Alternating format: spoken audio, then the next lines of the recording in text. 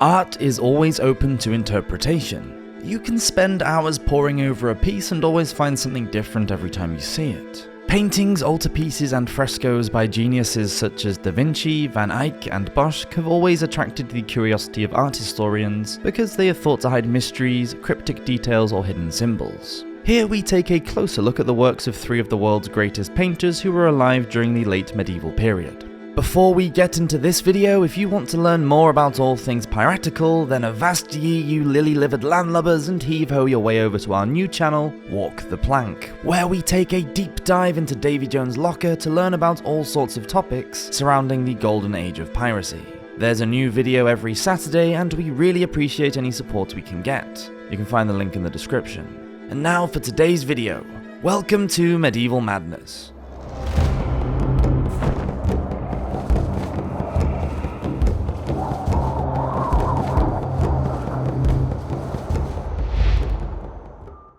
The Arnolfini Portrait. This portrait is so mysterious that it has been given several names. It seems that no one really knows what the painting is meant to represent. It's been called the Arnolfini Marriage, the Portrait of Giovanni Arnolfini and his wife, the Arnolfini Portrait, as well as many other names. And although it's only small, it is packed with intrigue. Not much is known about the artist Jan van Eyck. He worked for the Dukes of Burgundy, but then ended up in Bruges, the capital of Flanders, which in the 1430s was very rich, very busy, and possibly the most important trading port in Europe. It is painted in oils on wood, and the brushwork is so fine that the image appears to be photographic. At first look, it appears to depict a wealthy couple standing together in a domestic setting, but over the years, art historians have driven themselves crazy trying to work out the hidden symbolism in the art. It has been argued that the fruit on the windowsill is an indication that the man in the painting is wealthy because only the rich can afford such extravagances. But in other paintings by Van Eyck, such as the Frankfurt Madonna and Child, fruit is also displayed on the windowsill, so it is more likely that this represents the fall of man. A hark back to Adam being a greedy sod in the Garden of Eden. It reminds us that there are consequences when we are unable to resist temptation.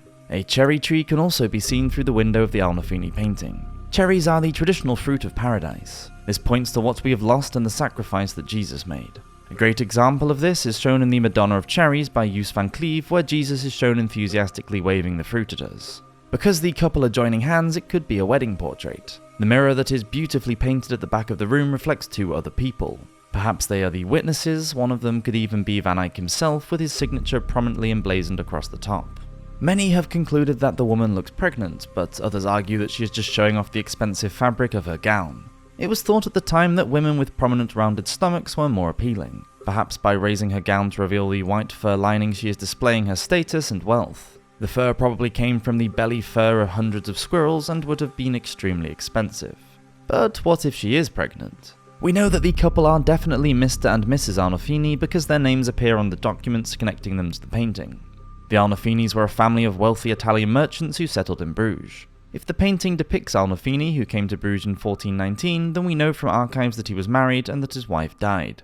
Many women and babies died in childbirth during the Middle Ages. Pregnancy was a time for celebration, but also for fear. What if the portrait was a record of the woman before she gave birth, just in case she died?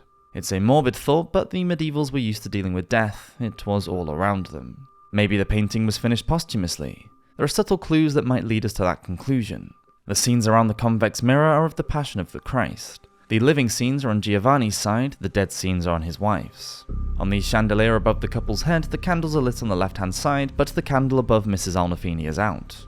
There is a chair behind the woman's right shoulder which bears an image of St. Margaret praying behind a dragon, which was her symbol. St. Margaret was the patron saint of pregnant women. There is also a little dog at her feet, which is a sign of female fidelity, but it is also a figure that is often seen on female tombs. Maybe Giovanni chose to memorialize his wife after her death by comparing her sacrifice to that of Jesus, whose ultimate sacrifice of dying on the cross is shown right in the center of the painting. Da Vinci.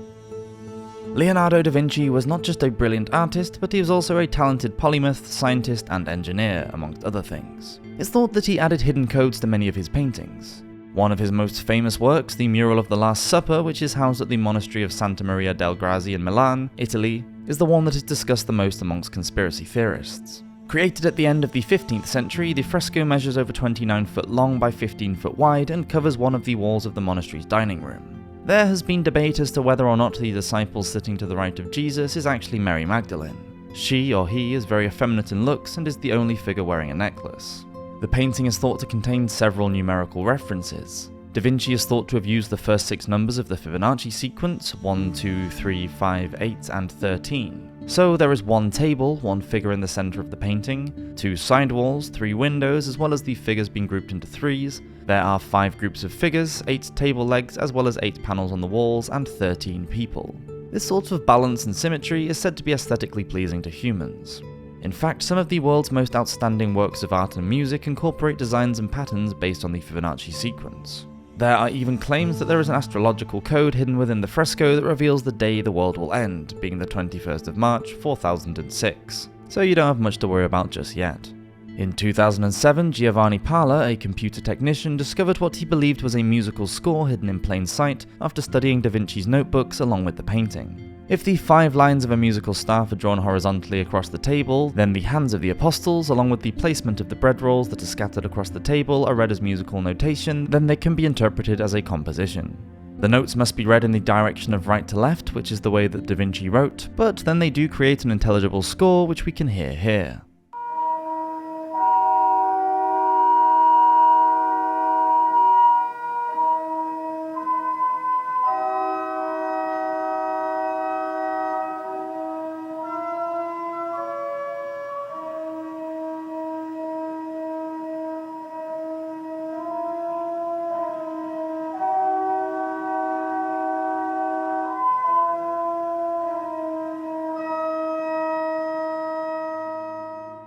Of course, this could just be a complete coincidence, although research has proved that Da Vinci was an excellent musician along with all of his other talents. Da Vinci is thought to have used another mathematical calculation known as the golden ratio on his most famous work, the Mona Lisa. A rectangle can be formed around Lisa's head as governed by the ratio, then the top of her head, her nose, and her chin are perfectly aligned. These proportions are thought to be a perfect balance of form and beauty.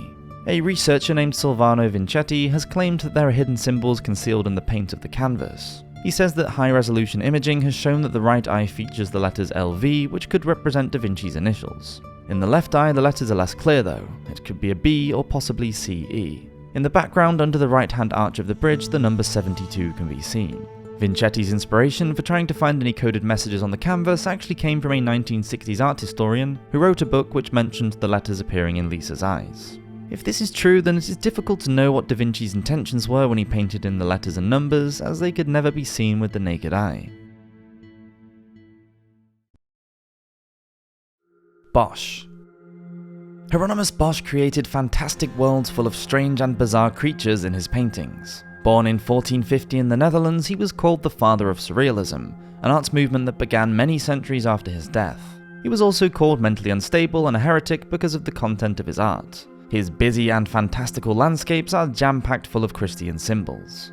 One of his most famous paintings is his triptych, The Garden of Earthly Delights, which depicts heaven, hell, and everything in between. It was painted right at the end of the 15th century. It's a large artwork of just over 7 feet tall and almost 13 feet long. The middle panel alone measures 6.5 feet wide.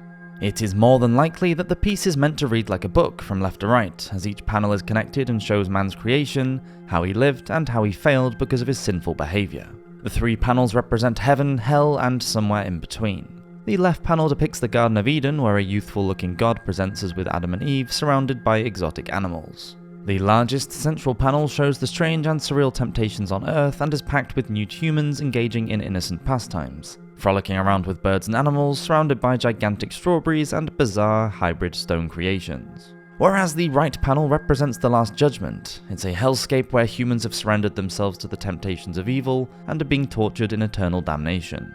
The panel is dark and features torture and mutilation. Unlike other medieval depictions of hell though, where we often see people being burned alive, the suffering is not just physical but also mental. There are dice games going on which show the monstrous creatures are gambling with their victims' souls, whilst the sufferers are being driven mad by fear. It is in this macabre final panel that we can find another piece of music. But this one is much easier to see as it is painted onto the backside of one of the characters. He appears to have been flattened by a huge harp and pushed into a lute, whilst an audience of monsters and a toad-like demon watch on. This Ars tattoo inspired a student named Amelia Hamrick to transcribe the musical notations, which has auspiciously become known as the music written on the dude's butt. Amelia decided to, quote, transcribe it into modern notation by assuming that the second line of the staff is a C, as is common for chants of this era. Also known as the 500-year-old butt song from hell, the piece has been made into a Gregorian choral chant, which is how it may have been heard at the time that it was painted.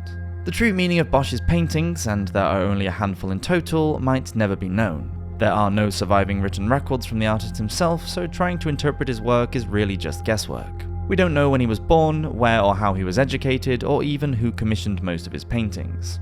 The gifted mind of Hieronymus Bosch. Was he a genius or a madman?